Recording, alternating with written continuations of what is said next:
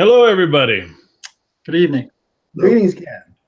Welcome, everyone. Welcome, everyone, for tuning into us. This is our episode 296. Yes, believe it or not, we've done 296 of these. The title of this episode is the Bible a Comforting Book?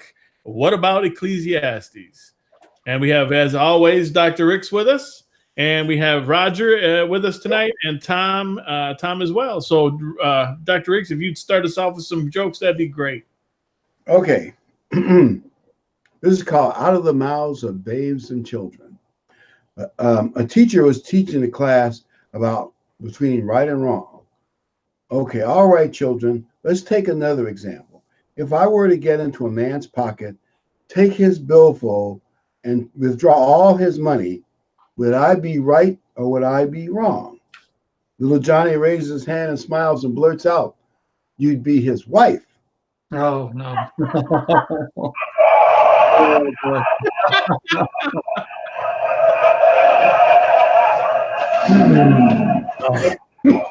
All the wives did not necessarily appreciate that one. So I'll blame somebody else who wrote it. This is called surgery notes. The surgeon says, just kind of explaining, one of our patients wasn't taking any chance. They make a lot of notes in surgery and on people's body. So prior to operation, she taped on her body words such as, "Take your time, do not rush, don't cut yourself," meaning to the surgeon, and wash your hands thoroughly. After surgery, as I helped the patient back into the gurney bed to ride her back to her room, we discovered a new note taped to her. This one was from the doctor. "Has anybody seen my wristwatch?" Oh.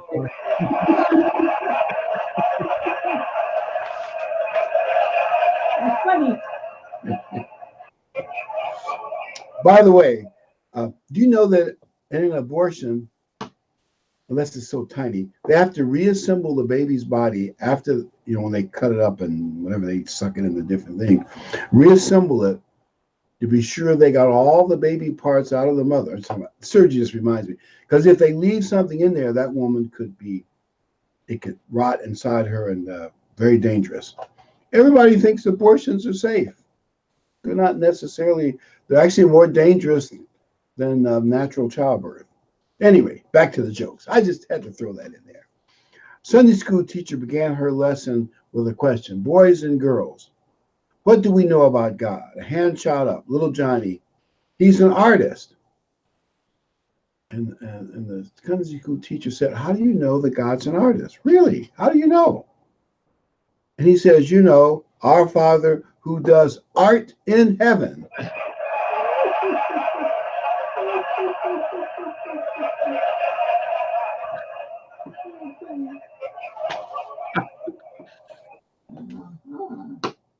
This one's called Tried and Trusted.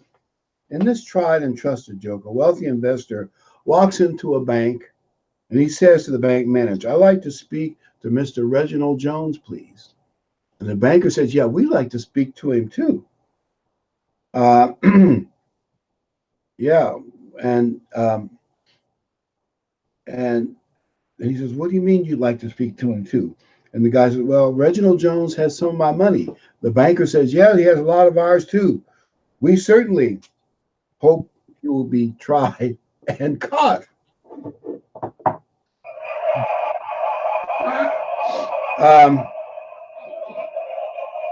I left out. I'm sorry, I left out. "He's a tried and trusted employee of yours, I'm told." He said, "Yeah, we hope he gets tried and caught." Never mind, I muffed that one. Johnny, it's not easy to be Johnny Carson as we thought it was. We'll give you a mulligan on that one. Yeah. So the question is, critics complain about a lot of things in the Bible. One thing is, books like Ecclesiastes, they say, are depressing because the writer, Solomon, says that life is vain, everything is futile, it's utterly meaningless. Everybody lives and dies regardless of all the great things you do. It's temporary. And you do get that theme in the book. But we believe that if you look deeper, you'll find, like the other wisdom books like Proverbs, there's a lot of deep wisdom in Ecclesiastes once you dig underneath and really look at it carefully. So, by the way, he does say that life is meaningless and vain and striving for stuff. We understand that. But there's more to it than it might appear. In the Bible, the wisdom books are not just about right and wrong. They're about knowing wisdom and living it. And that's the part, or embodying it in your daily life. And that's the part of Ecclesiastes that I think can be very helpful. The Hebrew word translated kuheleth, or something like that. Most translators translate it vanity or pointless. And those aren't bad translations, but other translators say it really means wind or vapor. Let me see if I can explain the logic behind the derivation of that Hebrew word. And they say what it's really saying is the human life is like a vapor, like a wind. It's fleeting. It's like trying to grab smoke. Now you're going to say, well, how is that good? Well, it is good in a way if you realize how temporary your life is. Let me give you an example. I bet all of you remember when you were a young man, and maybe your kids were young and you were young. All of a sudden, one day you looked up and your kids are getting ready to get out of high school, and people are looking at you like you're a middle-aged man. And you say, what happened? How fast the time flew. Right, Ken? Oh, yeah. Hey, you picked me. Because you look so young and vibrant. That's Yeah. I'm not feeling it. It's not the age, it's the mileage. And I've had a fair bit of mileage on me over the years. I was looking at a picture from one of the feast sites maybe 6-7 years ago. My beard was all dark, It was just, I looked so much younger, and it wasn't that long ago. But yeah, you blink and it's 20 years later.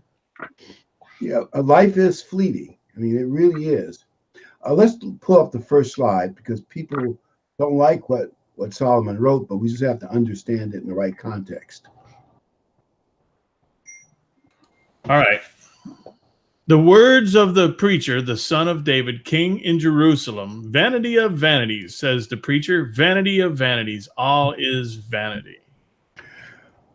And I want to just make a statement. Just because something is temporary, and life is temporary, it doesn't mean it has no meaning or value. So if we learn to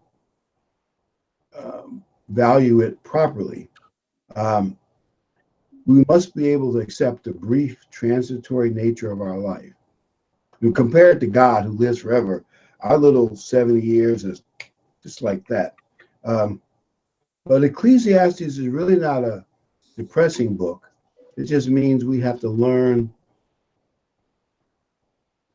to live life knowing that it's transitory and short and brief.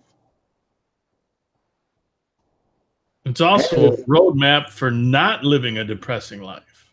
Yes, exactly. And there's wisdom in this book.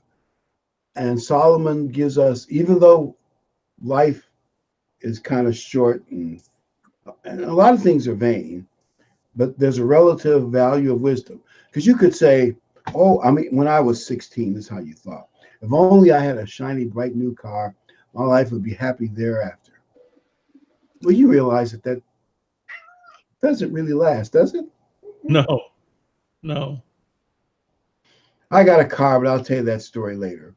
It wasn't bright and shiny. Anyway, but you all know what I mean. Things break fast and things go wrong. And nothing is as permanent or as great as you might have thought it was.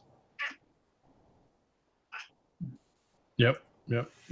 Trust me, you're well. Everybody knows this, but your thought process changes dramatically over your lifetime on what's important and what isn't important. And when you're younger, you're focusing on all the material things, and the older you get, the more time you want, the more simple things you want. It's interesting. It's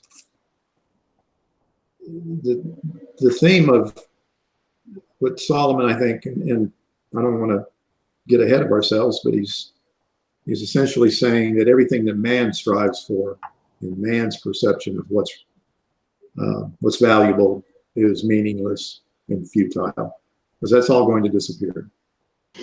But it's interesting that at least to my recollection, and if I missed something somewhere, you can correct me, I don't see any wording in there that says that it may be meaningless, don't do it. There's nowhere in there it says don't work hard, don't try to achieve and do your best on this earth while you're here. And of course, we'll go into that more later, I'm sure. But it's the way you go about doing that that's important. Yeah, I agree. And actually, it makes me think of the last two verses, which says, the end of the matter, all has been heard, fear God and keep his commandments. It's just like what Tom was saying. Man is always striving for what man feels about certain things. For God will bring every deed into judgment with every secret thing, whether good or evil. And we have such a short time to live that. Ken talked about when he had dark hair. Not too long ago, I looked at my baptism picture, and I had a full head of hair, and it was dark, and I had a beard then, and it was dark. And now I don't have much left. I'm going to catch it to you, Dr. Ricks. Yeah, things slip away from you fast, and actually, people don't really understand Ecclesiastes. Like a lot of books of the Bible, they haven't looked at it deeply. But Solomon is saying wisdom is valuable, even though life is short. Let's go to our next slide. We have a number of slides to look at, so we'll be looking at a lot of Ecclesiastes. All right. Then I turned myself to consider wisdom and madness and folly. For what can the man do who succeeds the king? Only what he has already done. Then I saw that wisdom excels folly as light excels darkness. The wise man's eyes are in his head, but the fool walks in darkness. Yet I myself perceived that the same event happens to all of them. So in one way, it's all vanity, but it's better to be wise. And we're going to see various examples of that. Everyone talks about legacy, but the book of Ecclesiastes basically says that you don't know how your heirs who follow you, you don't really know what they're going to do. You might think you know what your legacy is, but you really don't know what will happen. In the case of Solomon, his son was a real fool, screwed up. When the people came to him and said, let's lower some taxes and some of this forced labor, he said, you think my dad Solomon's hard on you? I'm going to be 10 times worse. You couldn't think of a dumber thing to say, and Israel fell apart. So there was no legacy. Now, some of it's Solomon's fault. I'll admit that too. But as he said, you don't know what's going to follow you. So do your best, but a lot of things you just can't control. Let's go to our next slide. This shows you what you were saying, Roger and Tom.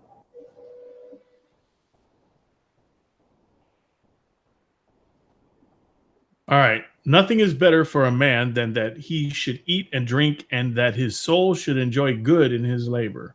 This also I saw from the hand of God. Now, some people will find this hard to do, admittedly. But I think he's saying, since life is so short, if you can find some joy in your work, your life will be better. You've heard all those stories. If you're a street sweeper, try to be the world's best street sweeper. Whatever you think is the worst job you could get, Try to do it as best you can. Your life will be better. Yeah, and so many people talk about having that good attitude no matter what, and that is good. But then again, it's how do you worship God? How do you follow God in that? And as far as that goes, that's all they do. They don't worship Him on the Sabbath or any of the days that He said are holy to Him. And that's the beginning of wisdom, that fear to obey Him. Yeah, it does say, I think in Proverbs and Ecclesiastes, the fear of God is the beginning of wisdom. I didn't throw that in, but it does say that fearing God is in both wisdom books. It is, well, we'll get to that later, near the end, but fearing God is important. But I do think, by the way, the New Testament backs this up too. I didn't have the scripture in there, but Paul tells servants to serve their masters well. And you can think of that as your employer in a modern day sense, not just with eye service when they're looking at you. And I bet if you're a worker and you try to do your best, you're going to be happier than if you are the professional goof off. Hey, going back real quick to that verse you just mentioned, the beginning of wisdom. The fear of God is the beginning, just the beginning. So everyone who does not have the fear of God, what do they have? Darkness. They have no wisdom. They haven't even begun down the path of wisdom. And they don't understand that to fear God is to be afraid of a consequence. And the consequence you're afraid of, in this case, is not obeying God's laws. Yeah. God knows what He's doing. Though life is unpredictable, admittedly. Let's go to Ecclesiastes 3, the next scripture. Did you say 3:19? Yes, Ken. All right. Oh, yeah, 3:9 to 11. Just 3:9, that's all right. Yeah. What profit has the worker from that in which he labors? I have seen the God-given task which the sons of men are to be occupied. He has made everything beautiful in its time. Also, He has put eternity in their hearts, except that no one can find out the work that God does from beginning to end. And some writers say that we can't fully understand everything in nature or in science. Maybe that's saying that too. But notice that God has put in man a desire to think about eternity. Animals can't do that. I mean, animals think about the here and now. And so men do have an inner longing for the spiritual side of things. And that's a good thing. And only God's word can lead us to start to fulfill that hole in our lives. Let's go to the next scripture.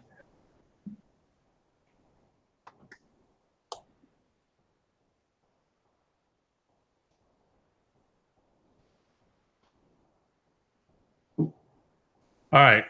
I saw that for all toil and every skillful work, a man is envied by his neighbor. This also is vanity and grasping for the wind.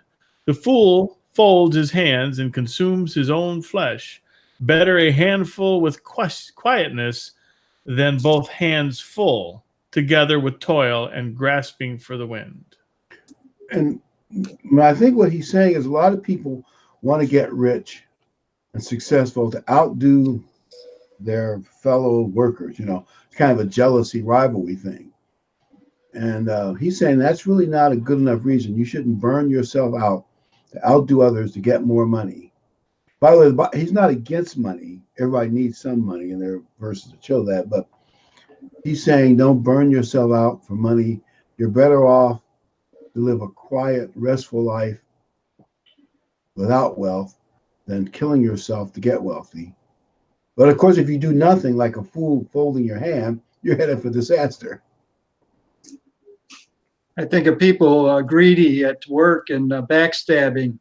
And if you watch any of Game of Thrones, and you see a lot of that, a lot of people talking behind the back, and then they backstab each other. And you see that in everyday life, even today at work. Oh yeah, there's a term, you know, throw it under the bus. Yeah. I've seen they will build the bus, they will paint the bus, they put gas in the bus, and then they drive it over here.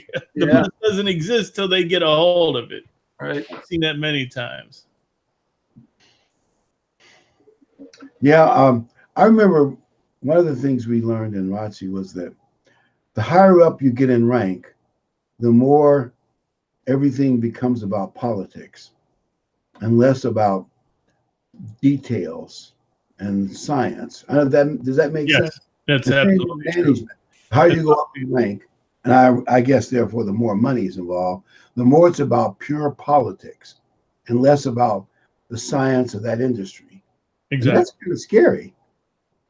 You Yeah. know, I've known people who passed up promotions because they saw the infighting and backstabbing. I guess they said, "I'm making enough money. It's not worth a headache." I came from construction and I went to a city. And they say in construction, guys are leaning on their shovels. That didn't happen where I was working. But when I got to the city, it did. And so I was used to working hard. And someone said, "Oh, what are you trying to, you want to be the foreman?" I said, "I have no desire to be the foreman. I just like working." And it helps the day go by quicker when you're working. Were any of them jealous of you because you're working hard? That's what I think. Or they thought I wanted the promotion. I'm trying to show off to the boss that I'm willing to. And it wasn't that at all. I just stay busy. And you know what? In a government organization, the person working the hardest is not the one that's rewarded necessarily. Yeah. Either. Oh, yeah. Yeah, it's that way in public service. As a chief, I spent most of my time in front of city councils, debating with them on whether we were in need of something, whether we were doing things correctly. Second guessed all the time. You know, I didn't. You know, you spend your time doing the grunt work when you're down earlier in your career, but when you get up to the top, as Dr. Rick said, it's more political. You're worried more about the perceptions of people, whereas the guy that's out there writing the citations and arresting people, he should be worried about perception, but a lot of times they're not thinking about that. And so your job as a chief is to watch over all the individuals and make sure they are worried about those sorts of things. And it's hard for people to understand that, you know, they say, well, we need new cars, or we need new uniforms, or we need this latest piece of equipment, or whatever. And they don't understand what you have to go through to justify obtaining the funds to buy those things. They think it's, you know, grows on trees, as they say. And by the way, I agree with you. I'm not saying that politics in organizations or in business is unnecessary. It's just that the higher you get up, the more money you're going to make, but the more everything becomes about politics, and sometimes it gets ugly. At least that's what they tell me. Never having backstab my way to the top, so I can only say based on things I've observed and heard and seen. Let's look at the next slide, please, Clint. Ecclesiastes 5.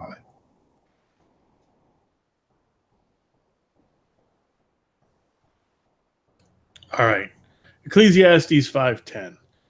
He who loves silver will not be satisfied with silver, nor he who loves abundance with increase.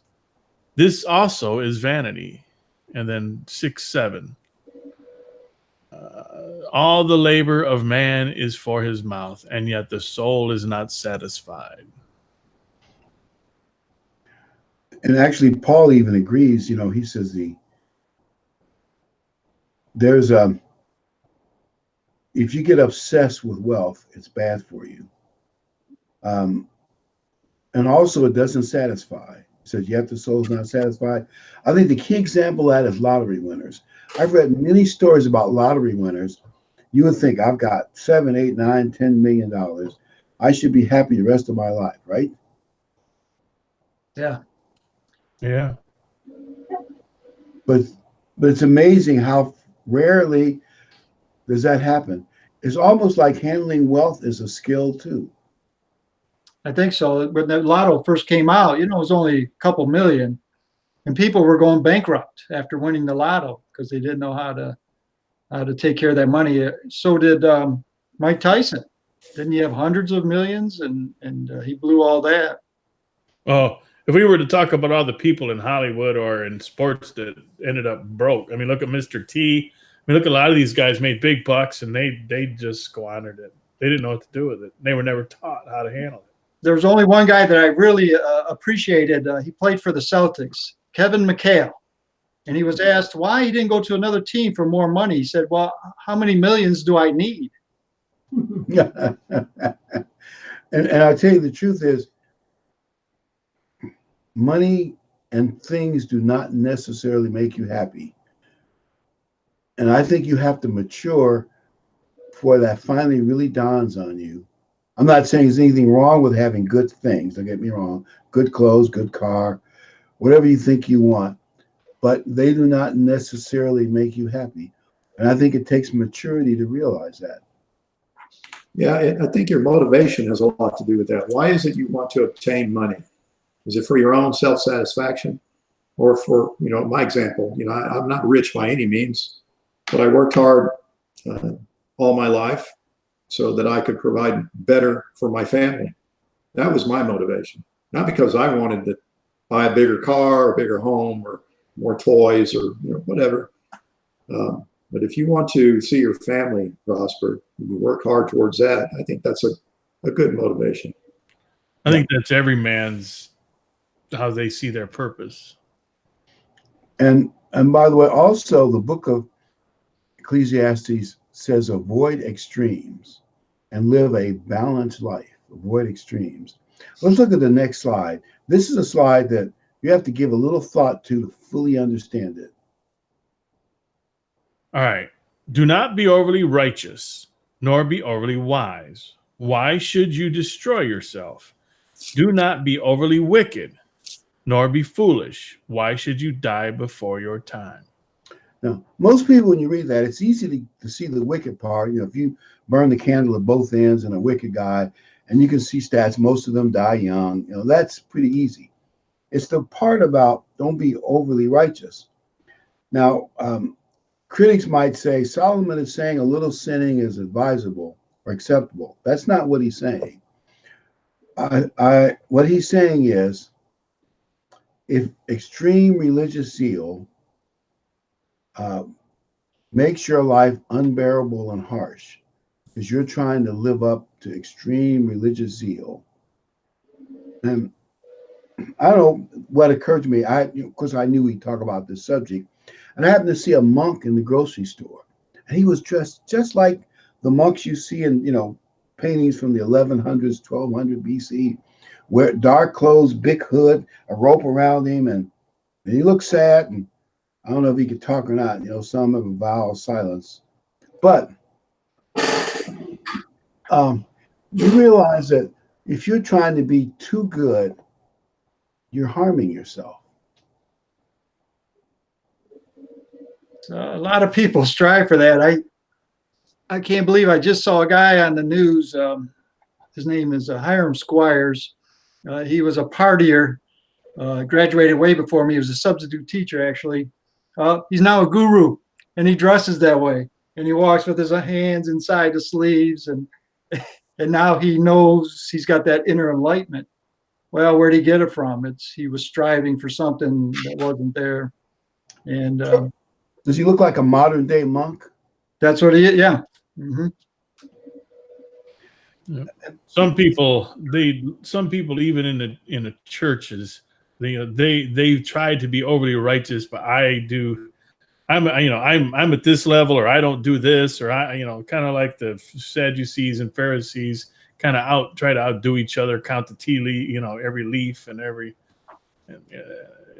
So you see that too. I mean, it's just how they trying to be over. Look at me, I'm special. Yeah, it's not often, but I sort of like the King James version of that.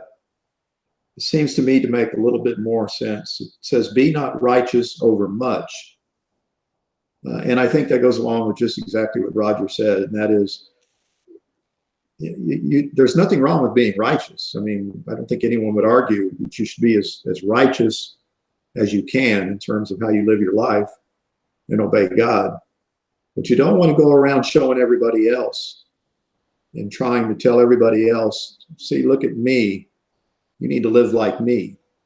So even though you may be living the righteous life and living a good example, let the example speak for itself. You don't have to go out and tell people, look at me. This is how you need to be. Yeah. If you're living it, you don't have to draw attention to yourself. Yeah, that's right. And you live a wholesome life. For instance, remember the Pharisees said of Christ's disciples, hey, we fast twice a week, probably give up 4 meals a week, and your disciples aren't fasting. They're drinking wine. I don't think they were drunkards, but they were drinking wine and feasting and even eating dinner with sinners. In other words, Christ with his disciples was living a full, vibrant life. He was righteous, don't get me wrong, but the Pharisees had this overly harsh, unbearable, overregulated religious life, which wasn't really true righteousness. It just made them think they were righteous and made them look better than other people, as you were saying, Tom. Yeah, and in Texas, we still have a law that on Sundays you cannot buy alcohol before noon. I don't know if you have that in your states or not. No. But that's just a holdover from decades and decades ago. And it was one of those laws that was passed by religious fanaticism. And I won't say, what sect it was, because you probably all guess that. But that's an example. You don't have to make somebody, if you have to make someone not do the wrong thing, if that's your idea of the wrong thing is drinking before noon on Sunday, if you have to try to force someone to do that, then it's of no value. You're not going to change anyone's mind that way. Yeah. Also, there's another part of it. The Jews got into this as well, but mostly the Gentiles were. It's called asceticism, where you mistreat your body and you think that means that makes you more righteous. And you'll see it talked about in Colossians 2:21-23. And in most translations, it uses the word asceticism. You give up things that are good for you, thinking that makes you more righteous. And it really doesn't. God does not want us to do things that are unnatural, depriving yourself of things that are appropriate. Plus, I believe con men can use your self-righteous behavior to con you as well. Oh, you're so righteous, you wouldn't do this or that. And they can manipulate you. So I think it's just try to be a balanced person, a good person, but a balanced person is what the book says is wisdom. And not ascetic, because that's bad for you. Let's go to the next verse, which fits with what we just said. All right. Live joyfully with the wife whom you love all the days of your vain life, which he has given you under the sun. All your days of vanity, for that is your portion in life and in the labor which you perform under the sun. Yeah, just try to enjoy whatever God has blessed you with, enjoy it. That would be the appropriate thing to do. By the way, I want to tell one more corny joke. So just kind of break things up. Hopefully I'll tell this one correctly. Johnny Carson will be proud. Two very elderly people are playing cards. They're trying to enjoy life. They're playing cards. One guy says, don't get mad at me. I know this is terrible, and I've known you for years, but I can't think of your name. I just can't think of it. And I've thought, but I can't remember it. Please, would you remind me what your name is? And the other guy says, he glares at him and says, well, how soon do you need to know?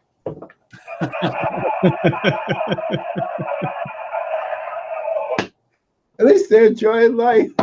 Yeah. Well, anyway, you got, we're all going to get old, so you got to laugh rather than cry, right? Okay. Let's see. We're now. What's the next verse? I'm be sure I find my notes. Next, Ecclesiastes 9, 10, and 11. yes. Okay, good.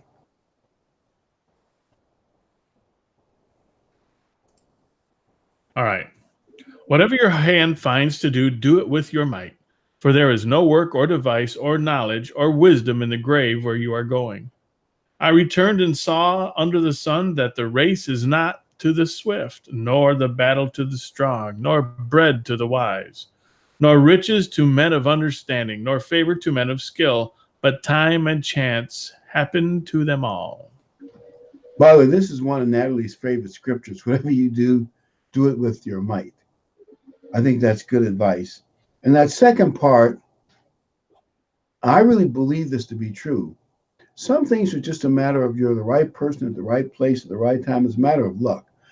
I don't believe that victory always goes to the strongest, riches always go to the smartest, or whatever you think goes to the most talented person.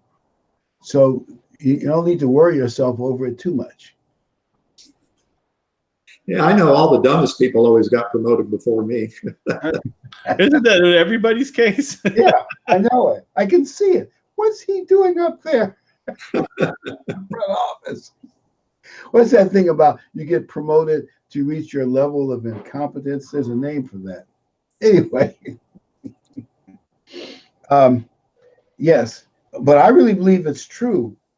A lot of times it's a matter of luck. It's not a question of the most talented people are always the ones. This is just something I've seen. I've been in churches and places where I've heard some fabulous singers. I mean, great voices. Yet the ones that you see in the music industry making big bucks, some of them, their voices. They need they need all kinds of electronic manipulation to get them there. Yeah. There was a couple of weeks ago, I guess I heard about this because I don't listen to her.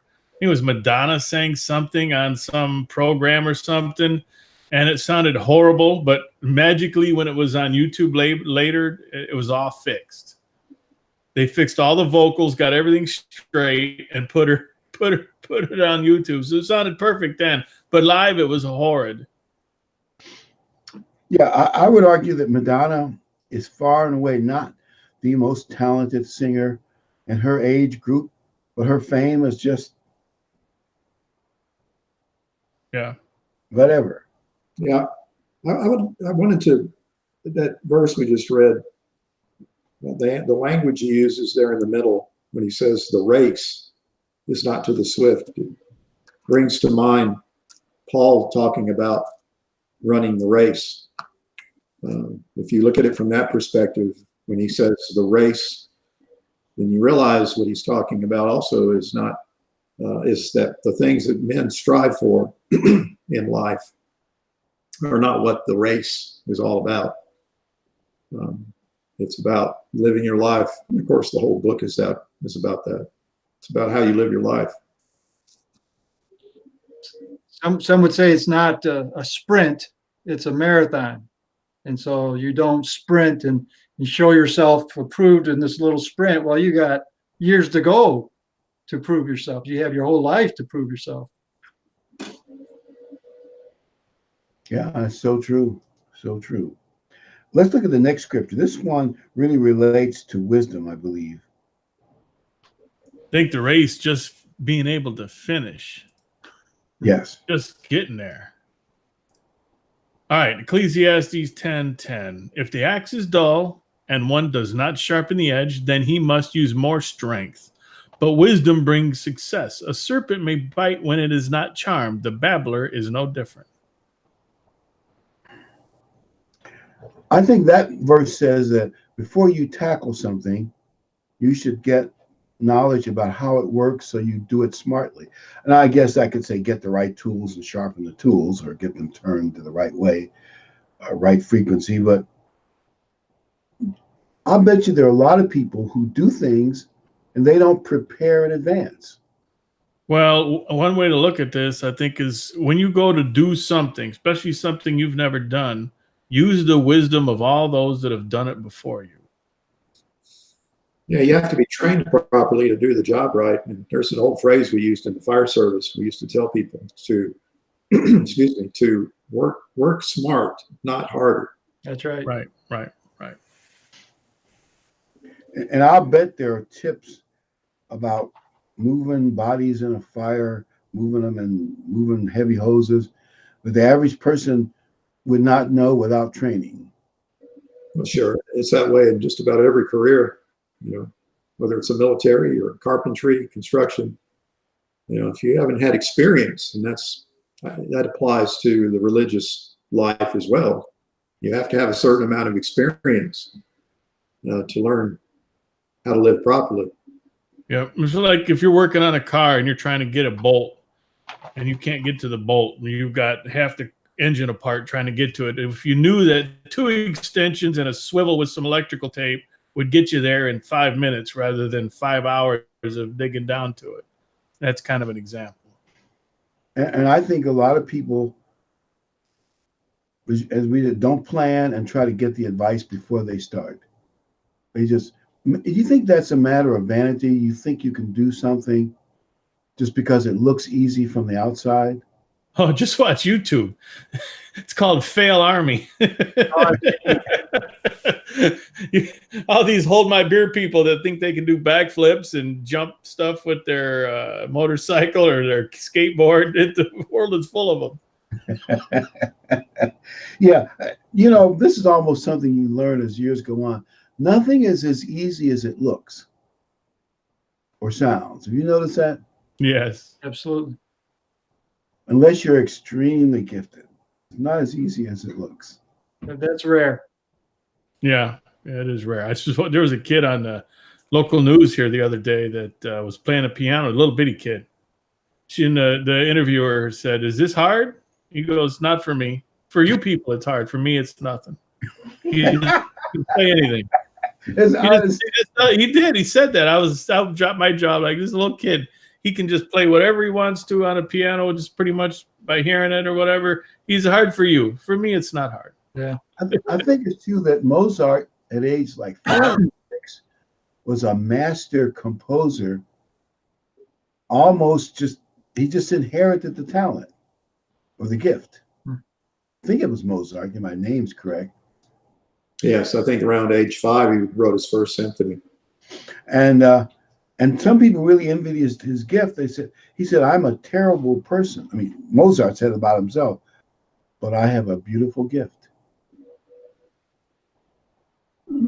Yeah.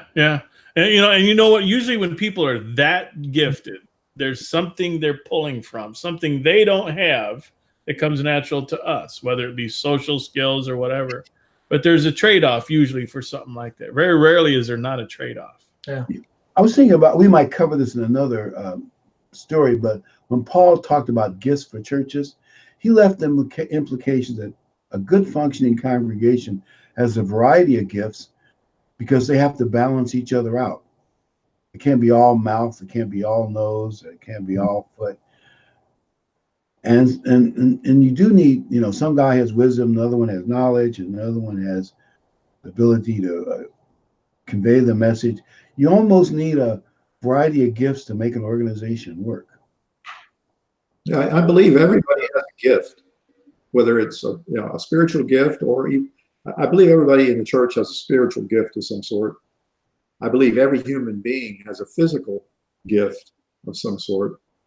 But I think most of us spend most of our life trying to obtain someone else's gift rather than stopping and thinking of what is our gift. And I think most of the time we wait and it's too late in life when we finally figure that out to really practice that gift and get good at it. Like, I know if you can have a person in your church who has the gift of encouragement, they're able to encourage other brethren, that is one of the most valuable gifts. I've been working on some of my grandchildren, trying to get them to encourage each other. Sibling rivalry does the opposite, but we're trying to fight that. But I just think that's a great gift, to be able to encourage other people. And in this world, we need more of that gift. Yeah, some people, they don't know it. I think most of the people who have that kind of gift have no idea that they have it. But there are people that just their presence and the way they speak and hold how they how they just interact with people just brings up a whole room. And they don't even know it, but that's the truth. I had one coach.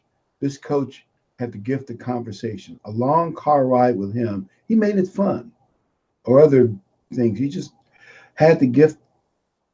I guess maybe I've seen other people with, but I can't remember anybody that had the gift of he brings things out of you and everybody else that few people have that gift. The gift of gab. Yeah. And the gift of conversation includes being a good listener and drawing people out. It's probably more multifaceted, but there are wonderful gifts that every organization can use, and we need more of them. By the way, people's gifts are they go in the wrong direction. So I heard a story where a little lady, she was so grateful in the Secretary of State that someone let her go in front.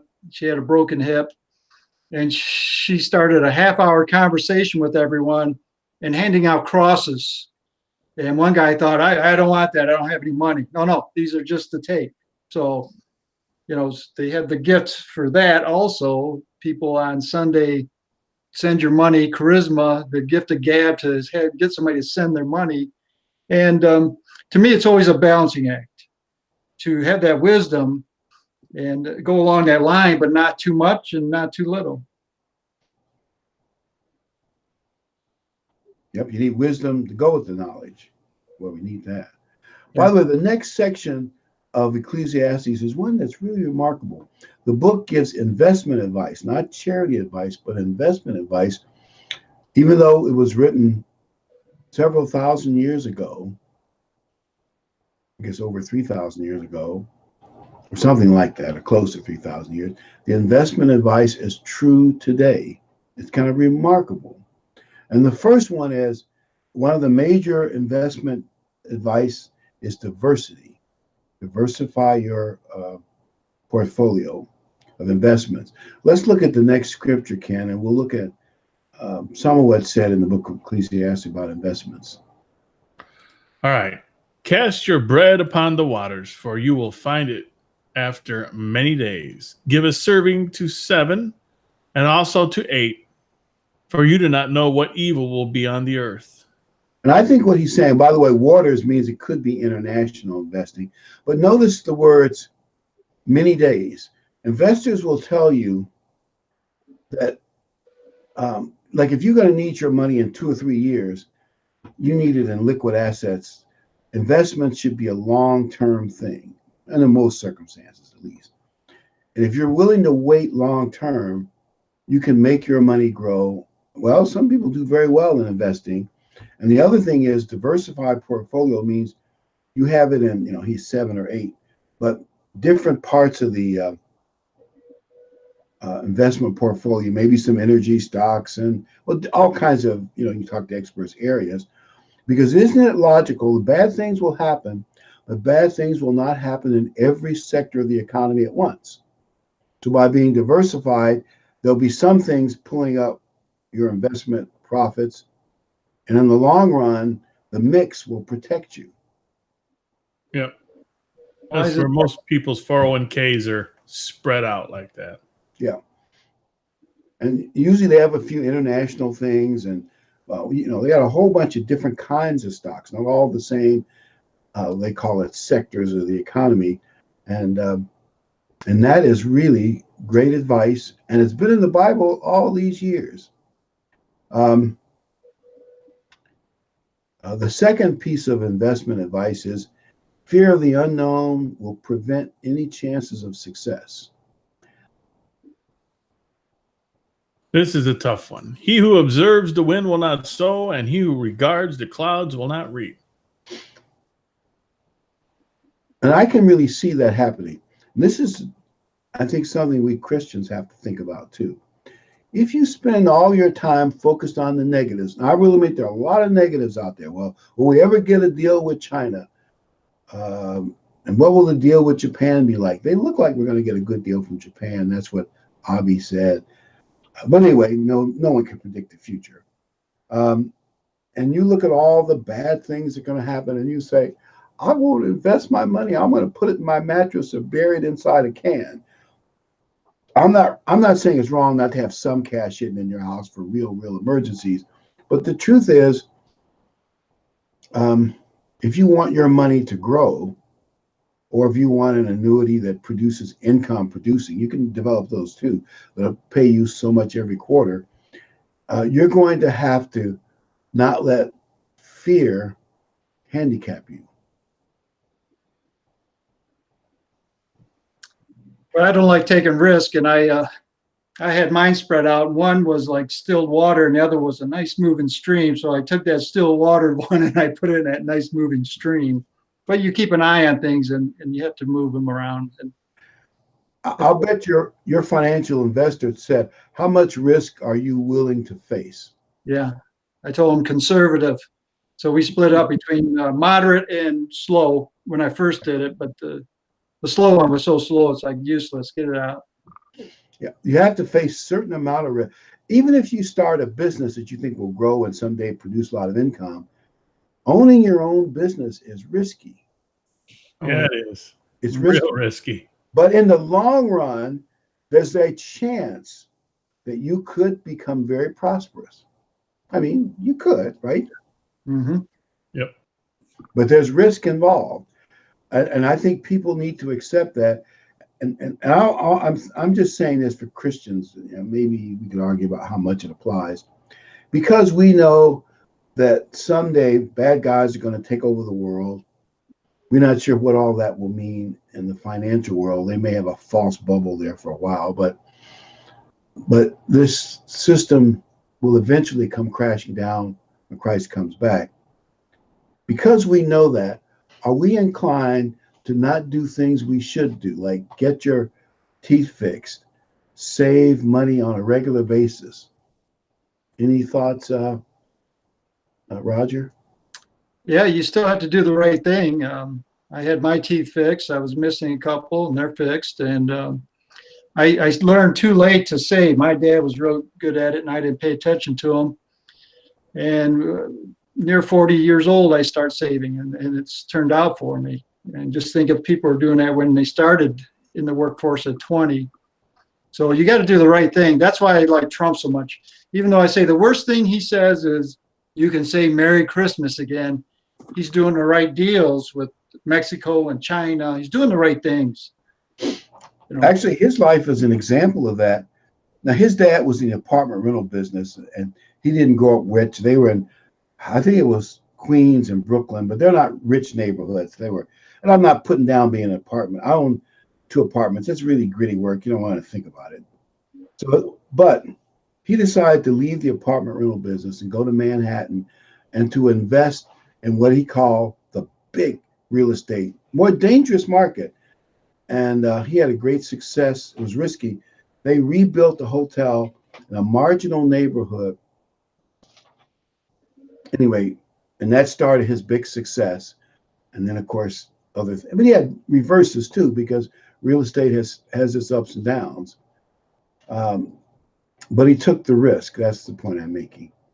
Yeah, I won't take that big a risk, but somewhere moderate. Yeah, I used to own apartments.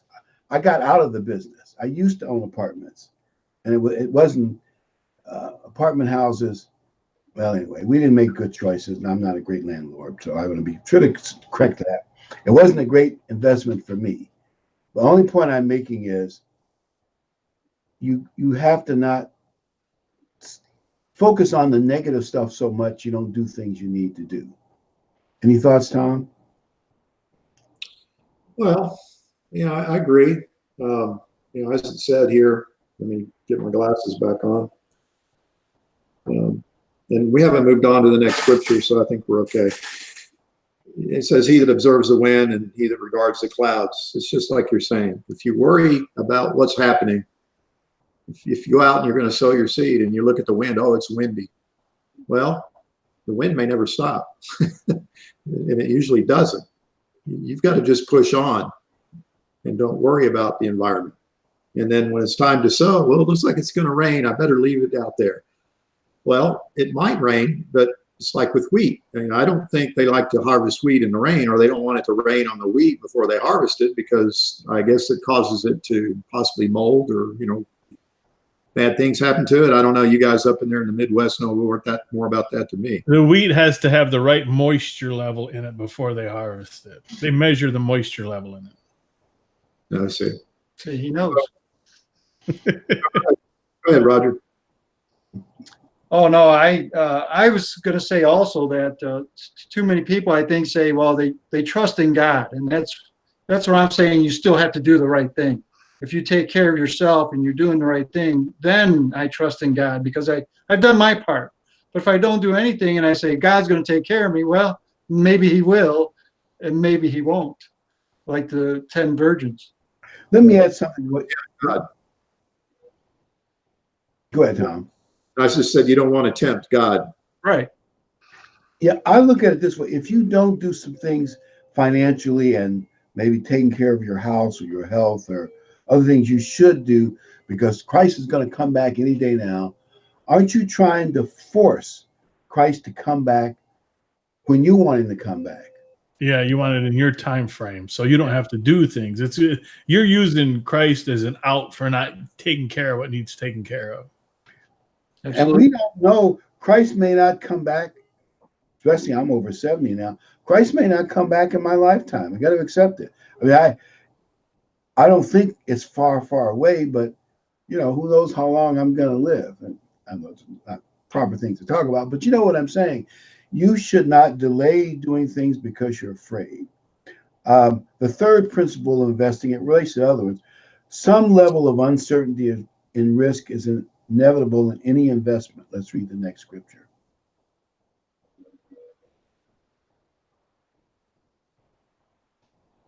All right. In the morning, sow your seed. In the evening, do not withhold your hand, for you do not know which will prosper, either this or that, or whether both alike will be good. Yeah. And there are other verses, we didn't put them all in there, but there are other verses that imply there's risk involved in doing things, and you just got to work hard, do the right thing. By the way, I've seen people run this out on a piece of paper. Let's say if you started about age 24, even with a mediocre job, not all that special, and you save a certain amount of money and put it in some appropriate investment instrument, by the time you're 66 and retire, you will probably be worth $1 million. It's possible. Probably. Yeah, you pay yourself first, and it'll pay off. And it's like Tom was kind of talking about it. When I work construction, some guys would say, we're going to go out there and pour concrete. It's going to rain. Well, it's not raining, so we have to go out there in case it doesn't rain. And a lot of times when it was supposed to rain, it didn't, and it wasn't going to rain, and it did. It's why you cover it. That's right. Well, you still have to go out there. You still Right. have to try. Well, as it says in verse 6, if you go out in the morning and sow seed, what farmer goes out and only sows half of his land? That's why it says, go out in the morning and sow seed, and then later, let me get the right wording here. And in the evening, you don't hold your hand back in the evening just because you spent the morning sowing. Go out and sow the rest of it, because how do you know that first part's not going to grow? It may not grow, and then you'll be sorry. Yeah, risk is part of life, and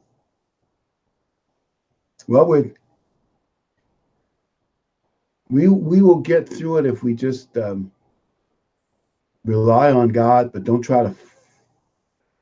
I'm trying to think. There's a famous quote about risk. It was in my mind, and then it just never. It'll probably come to me after the program's over.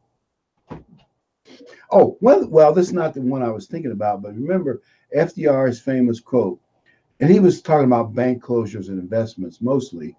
He said, the only thing we have to fear is fear itself. And that's what screwed up banking and the stock market after the crash, was fear, and people panicked, and the panic, drained the banks, and panic was a terrible thing in those days. We need to just avoid being overly fearful, because I say trust God. We'll see what happens. Yeah, I can identify with that. I have money invested with a retirement company, or not retirement company, but an investment company. Money that I took from my retirement and invested so that it would grow. And every time President Trump enacts a tariff on China, there goes the stock market. And you wonder yourself, why do these people do this? Why don't they just leave everything alone? And they know it's only temporary. It's all going to turn itself back around. But they're afraid, and so they make those quick decisions. Oh, we better pull our money out of there and put it somewhere else because they want to see it grow fast. I blame the media for some of that. They promote fear because they're negative. Also, it's like weathermen. If you notice that weathermen usually they get you so worried about the weather, they over dramatize it. Yeah, like the Weather Channel a few years ago where they're filming and they're down in some hole somewhere filming like it's up to their chest. And meanwhile, the guy's standing up on dry land up here. They're down in a creek bed filming, you can't tell it's a creek, but they're down in a creek filming and they got water up here. There's just guys standing on dry ground filming it like they're, like they're buried underwater. Recently, the hurricane, didn't it? The guy, he was kind of trying to hold on, and then all of a sudden somebody goes, I remember that. Yeah, I think they do some of that for higher ratings. Maybe the media does too. They dramatize stuff like the world's coming to an end. China, balked on the agreement. The world hasn't come to an end yet. Well, it all goes back to what we were reading earlier. It's all about greed. Everything you see on TV is for one thing only: advertisement money. That's what drives everything you see on TV. Everything. If you see an article or a news or say NBC does a big hit piece on a drug company or on McDonald's or on Burger King, that's just telling that company, look, you haven't been having any ads on our network for a while. It's time you pony up. And then you might see 2, 3, 4 weeks later, they do a nice little bit on their morning, fun shows they have where they're out showing you how to make a McRib sandwich or something. They're paying them back. They're paying McDonald's back because now McDonald's has kicked up their advertising dollars. Everything you see on TV is for one thing only: advertising money. Drug companies, all your everything is for advertising. And you can't trust the media, including the financial media, to not get people overly worried about things. I'm not saying bad things can't happen someday. Same with the weather, but most of the time it's rarely as bad as they make you think it's going to be. Yeah. Yep. And that's why you saw CNN and MSNBC and those guys beat the daylights out of Trump. There was advertising flowing in because their ratings went up. That's why they did it. Period. By the way, there are now things that are more popular than CNN. One is failed TV shows. There are a bunch of them. And another one is people who raise chickens in their backyard. There are more people who raise chickens in their backyard than watch CNN.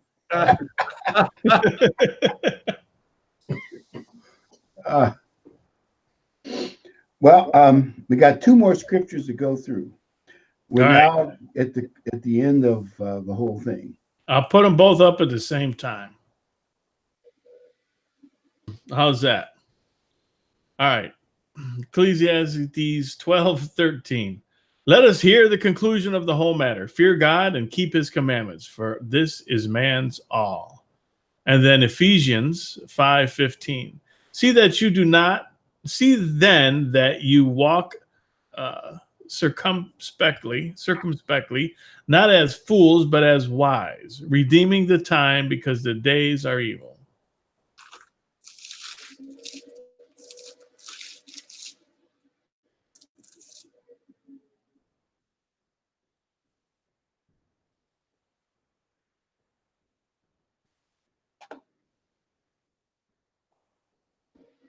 When Roger left, I think it did something to Dr. Ricks's feed.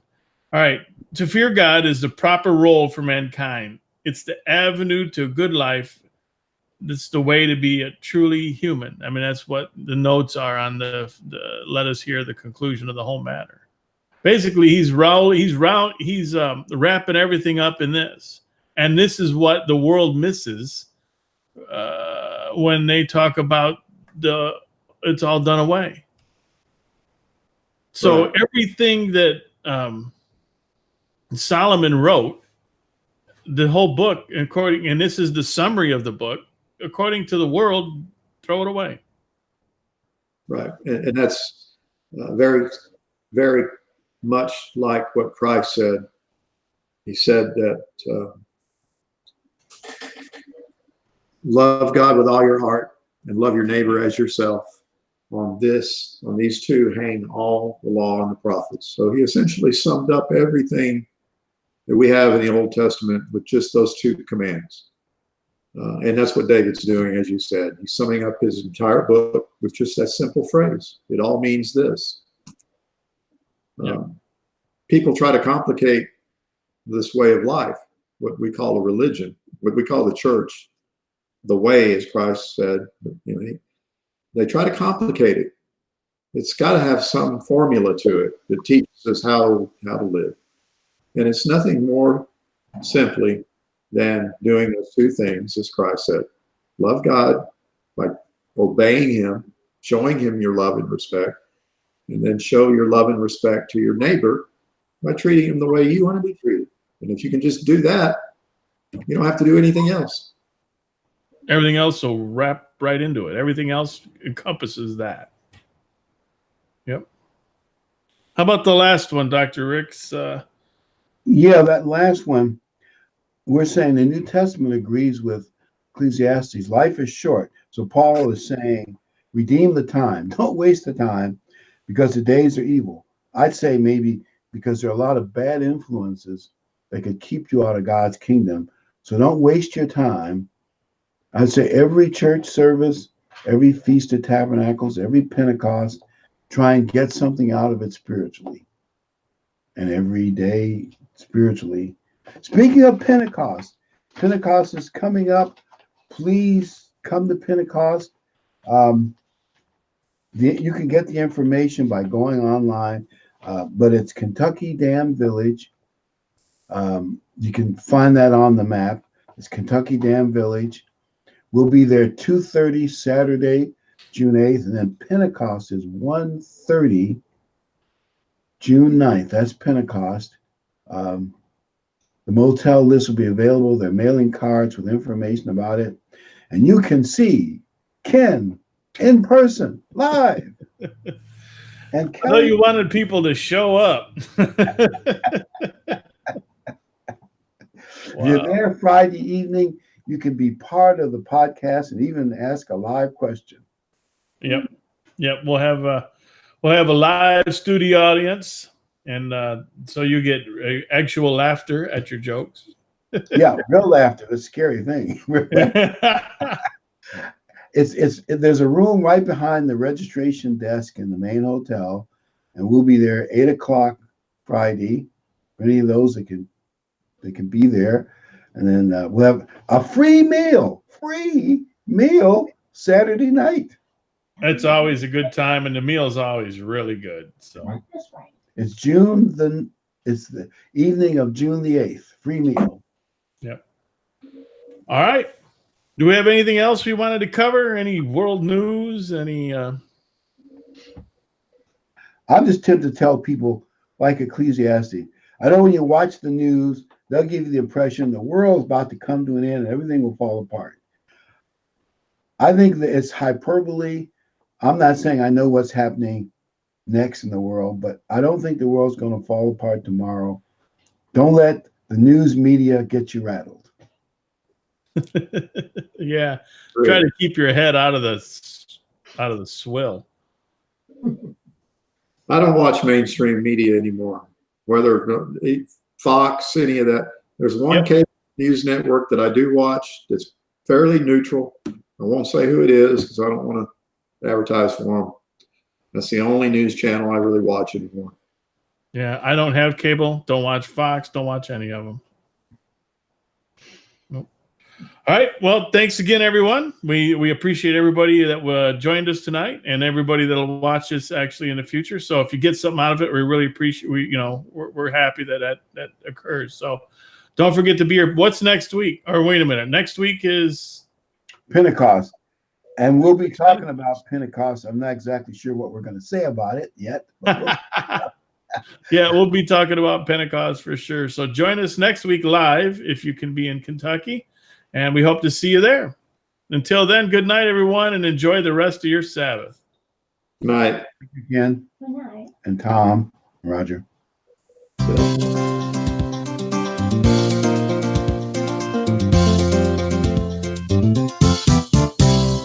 We're happy you could make it. So glad you are here, and hope that we've been able to make God's word more clear.